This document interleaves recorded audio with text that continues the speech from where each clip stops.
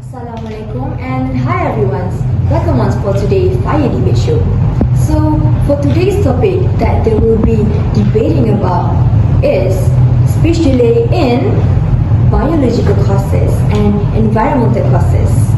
So we have quite a handful of speakers for today. Let's get to know them, shall we? Hello, my name is Abby. And my name is Shiga. We will be debating about environmental causes in language speech delay. Hi, my name is Hakimi. And my name is Azib Malik, and we're here advocating for the biological aspects of language delay in child's development. Speech delay in children gets associated with environmental causes. Some of the major reasons include the lack of exposure to language. If a child isn't speaking too often, then they cannot learn how to speak or imitate with others. Children who grow up in an environment with a lot of screen time may lack the important verbal interactions with caregivers. Other factors could be socioeconomic in nature. Children of low-income families may not have the means for language-enhancing toys, books, or interactions. These conditions are capable of affecting speech development in such a way that it is important the environment of the child is looked into very early and thoroughly. Though a child's environment can contribute to their language development delay, one should not overlook the significant impact of biological factors on speech delay. These factors include autism spectrum disorder, hearing impairments, and slow learning disorders, which are biological in both their causes and effects on the brain where language is processed. Factors are another major factor here, whereby a family medical history with instances of language delay may determine a liability. Whatever the environment enrichment is, it will be hard for them to come out if not diagnosed and treated as soon as possible. Thus, biological hindrances that numerous children are present with will be lost by focusing merely on the environmental factors. I do appreciate environmental factors, but really they are always neglected in my opinion. It basically means that the more number of words a child hears before turning 3 to 4 years old, the larger their vocabulary and the better their language skills will be. Indeed, what gaps do exist in disadvantaged communities? Interventions such as parent-led language stimulation programs do so much in improving the speech of children who have delays.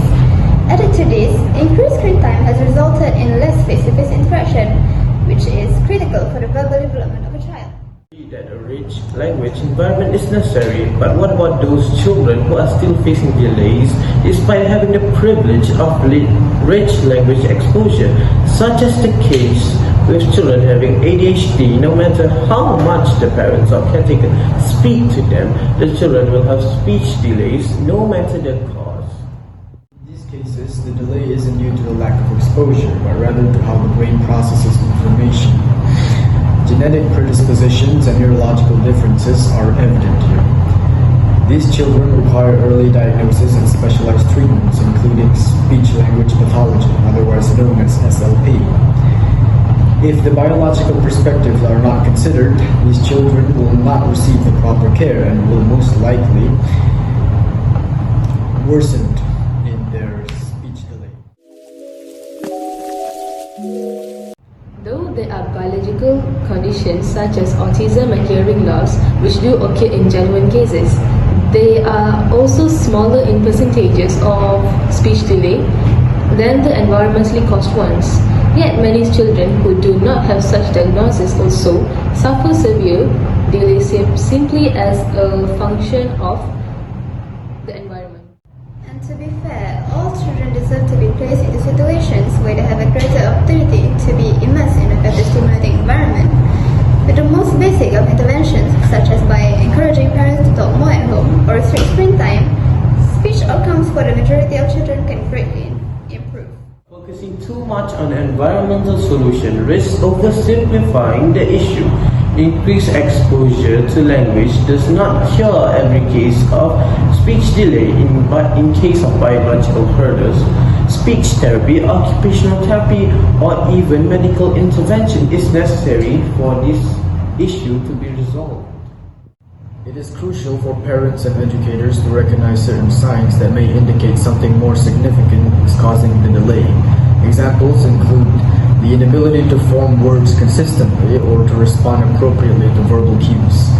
These signs need much more care than environmental modifications, so they must call for professional intervention. In plain terms, though I agree that biological factors are responsible for speech delays, the high prevalence of the conditions relates to environment factors. If there is creation of more language-rich environments, a reduction in screen time, and an encouragement of bond of parent and child interaction, many cases of speech delays can be prevented and be greatly reduced. Oh, indeed, Abby. It has now become to focus on early interventional measures so that children have an optimum opportunity to develop the language skills. While it is true that a stimulating environment can be helpful, the conclusions cannot be guaranteed with biological factors in speech delay. Early diagnosis and professional intervention are very important, especially in cases where children have neurological or genetic problems. Without treatment for the biological causes of such instances, changes to the environment will not be enough. Yeah, and the proper approach is necessary so that no child misses the opportunity, whatever their background may be. Right, so that's the end for our debate session. So I just want to thank you to all of you guys for such convincing arguments. This debate has really pointed out on how necessary it is to appreciate both environmental and biological factors that cause speech delay.